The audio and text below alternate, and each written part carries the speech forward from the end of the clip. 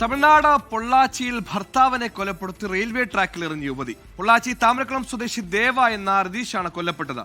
മാതാവിന്റെ സഹോദരി ഭർത്താവുമായുള്ള പ്രണയത്തെ ദേവ എതിർത്തതാണ് കൊലപാതകത്തിൽ കലാശിച്ചത്. കേസിൽ ദേവയുടെ ഭാര്യ ഇന്ദിരാറാണി ഉൾപ്പെടെ 3 പേർ അറസ്റ്റിൽ.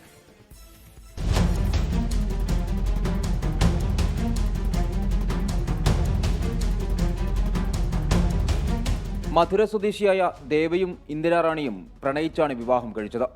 പൊള്ളാച്ചി താമരക്കുളത്ത് വാടകയ്ക്കാണ് ഇവർ താമസിച്ചിരുന്നത്. ഡിസംബർ 26-ന് ദേവയെ കാണാതായി. സംശയം തോന്നിയ ദേവയുടെ മാതാവ് സുശീല പോലീസിൽ പരാതി നൽകി. പോലീസ് നടത്തിയ അന്വേഷണത്തിലാണ് ക്രൂര കൊലപാതകം പുറത്തുവന്നത്.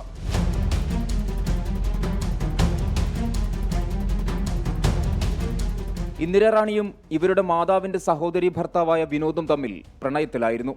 ദേവ ഇതിനെ എതിർത്തതാണ് കൊലപാതകത്തിലേക്ക് നയിച്ചത്.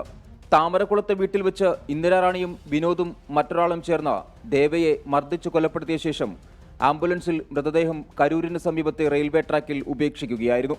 പോലീസ് നടത്തിയ ചോദ്യം ചെയ്യലിൽ പ്രതി കുറ്റം സമ്മതിച്ചു. ഇന്ദിരാറാണി, വിനോദ്, ആംബുലൻസ് ഡ്രൈവർ സുരേഷ് എന്നിവരെ പോലീസ് അറസ്റ്റ് ചെയ്തു. കേസിൽ ഒരാൾ കൂടി പിടിയിലാവാനുണ്ടെന്ന് പോലീസ് അറിയിച്ചു. 24 ചെന്നൈ.